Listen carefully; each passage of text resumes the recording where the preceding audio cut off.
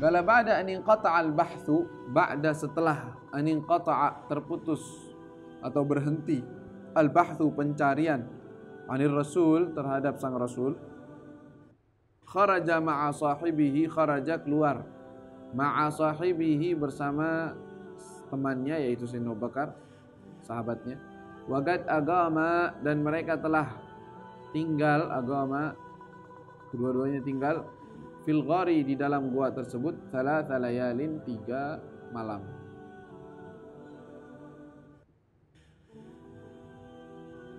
Wa kana Abdullah dan ketika itu Abdullah ibnu Abi Bakrin, Abdullah anaknya Sayyidina Abu Bakar, ya'tihima fil masa mendatangi mereka berdua fil masa pada waktu malam, wa yukhbirhuma bi akhbari Quraisy dan memberikan kabar kepada mereka berdua tentang kabar-kabar tentang orang-orang Quraisy, apa saja dan apa yang mereka lakukan dan apa yang mereka katakan, apa yang mereka perbuat, apa masih aman atau sudah aman atau tidak, memberi kabar.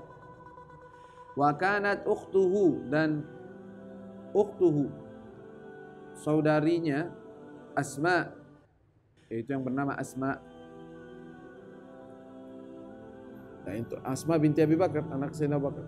Ta'tihima bit-ta'ami, membawakan ta'tihima, membawakan kepada keduanya bit-ta'am dengan makanan, khufyatan dengan apa? Sembunyi-sembunyi. Khaufan min Quraisy, takut dari ketahuan oleh orang-orang Quraisy.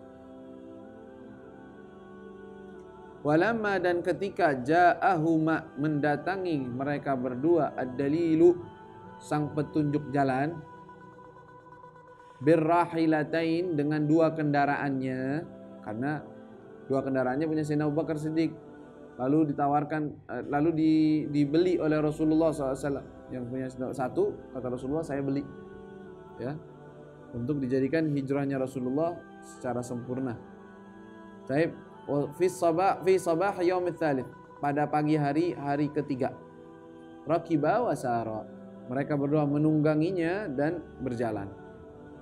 Qasidinal Madinah, bertujuan menuju ke kota Madinah. Walaqad lahiqa bihim fit tariq, dan telah lahiqa bihim apa? Mendapatkan mereka atau menyusul mereka fit tariq di jalan Suraqatu, seorang yang bernama Suraqah, sahabat nanti akal Islam tapi di waktu itu masih musyrik. Wa arada an yaqtula Rasul, dan dia ingin membunuh Rasul sallallahu alaihi wasallam, fa fashila, lalu dia itu gagal. Jadi ceritanya ketika Suraqah Ibnu Malik ini termasuk golongan musyrik yang lemah, yang dia itu miskin. Dia lagi duduk bersama teman-temannya, ada dengar, kayaknya kemarin ada yang lihat ke arah pantai, ada 3 orang dari jauh kelihatan, nggak tahu tuh siapa, mungkin aja itu Muhammad. Nah, mereka nih lagi duduk-duduk, ada yang kata Suraqah, wah iya benar kali, pasti mereka. Kata dia apa? Enggak, itu sih orang yang kemarin dari sini, orang lagi cari kontak mereka. Kemarin saya tahu memang ada orang lagi arah ke sana, ya, lagi cari kontak mereka, bukan Muhammad itu. Biar apa? Biar dia doang yang dapetin. Dia pengen dapetin hadiah. Udah duduk sama teman-temannya, diam-diam dia keluar, ambil kudanya langsung ke arah sana, menuju. Sayyidina Abu Bakar Siddiq ketika berjalan bersama Nabi, kadang-kadang jalannya di depan, kadang-kadang jalannya ke belakang Nabi, dan ke samping kanan, kadang ke kiri.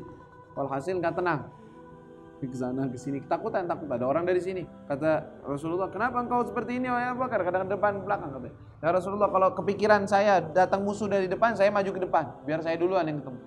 Kadang-kadang kepikir musuh ada dari belakang, saya ke belakang, khawatir dari belakang kita diserang. Hasil dia ingin menjaga. Rasulullah jalan dan beliau membaca Al-Quran sambil berjalan, nggak pernah menengok ke belakang Rasulullah SAW. Sampai Suraqah bin Malik sudah dekat dari mereka, menuju. Nah, kelihatan Sayyidina Abu Bakar lihat dari belakang, ada orang yang Rasulullah ketemu. Rasulullah nggak menengok, nggak memutus bacaannya, membaca Quran, terus jalan. Abu Bakar takutnya, orang mulai dekat, tambah dekat. Rasulullah tenang-tenang aja.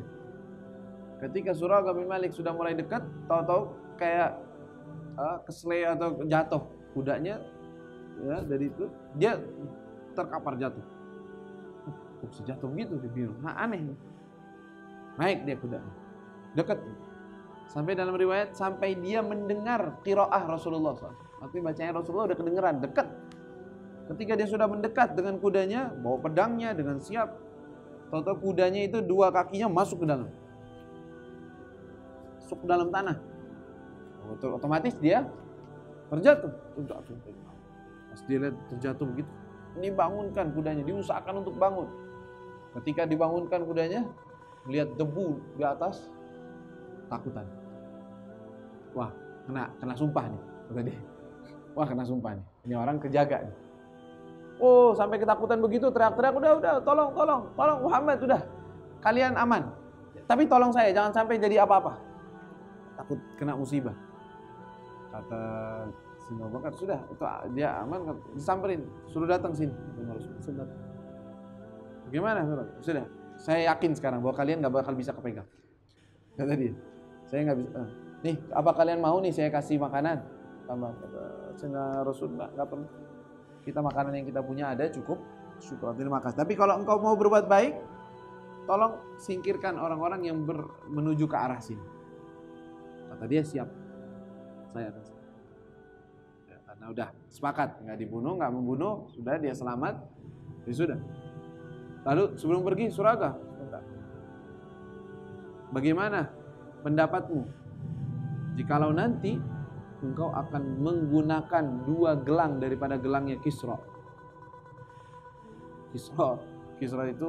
Kisra sama Kaisar itu di saat itu dua kerajaan besar yang orang-orang Arab di saat itu kayak pembantu-pembantu aja dianggap. Ada apa-apanya. Ini kerajaan, katanya Rasulullah. Bagaimana engkau nanti akan menggunakan dua gelang daripada punya Kisra? Gelangnya Kisra itu engkau akan pakai. Jadi apa? Mimpi apa anak pakai gelangnya orang-orang Kisra? Masa dia jalan. Dan janji itu tetap terlaksana. Suraqah bin Malik setelah, kalau nggak salah setelah Fatah Mekah atau sebelum, memeluk Islam. Memeluk Islam. Sampai wafat Rasul SAW belum pakai gelang. Sampai di zaman Sayyidina Abu Bakar, zaman Sayyidina Umar, mulai mereka memerangi Kisra. Sampai menaklukkan Kisra. Setelah menaklukkan Kisra, dibawa semua harta-hartanya ke Madinah. Emas-emasnya, pakaiannya, ininya semua dibawa sebagai harta rampasan perang, dibawa ke depan Sayyidina Umar. Dilihat, ini pakaiannya Kisra. Mana gelangnya Kisra ini? Mana Suraqah? Mana Suraqah? Cari. Ini Suraqah. Sini.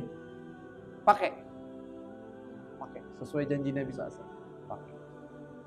Pakai juga mahkotanya. Dah, jalan depan orang-orang, biar orang-orang tahu janji Nabi SAW. Dia sudah dijanjikan akan menggunakan itu sebelum dia meluk Islam. Rasulullah tahu, ya. Sebelum Islam, belum apa-apa, Islam belum jaya, belum perang, belum kemana-mana ini. Rasulullah udah janji ini bakal pakai. Nih, biar orang tahu. Udah dipakai, udah senang-senang. Udah, sekarang lepas, taruh. Loh, bukan ini hadiah buat saya? Enggak ada. Rasulullah nggak bilang hadiah buat ente. Rasulullah bilang ente pakai. Sekarang ente pakai doang, habis itu taruh lagi. Karena ini ghanimah buat orang-orang Islam. Semuanya nanti dibagikan. Oh, bukan buat saya, kata dia. Bukan buat ente. Ya? Jadi dibalikin. Hasil bahwa janji Rasul SAW pasti akan terjadi. Apa yang Rasulullah sebutkan pasti terjadi. Sallallahu alaihi wasallam. Ya, gitu. Suraqah bin Malik.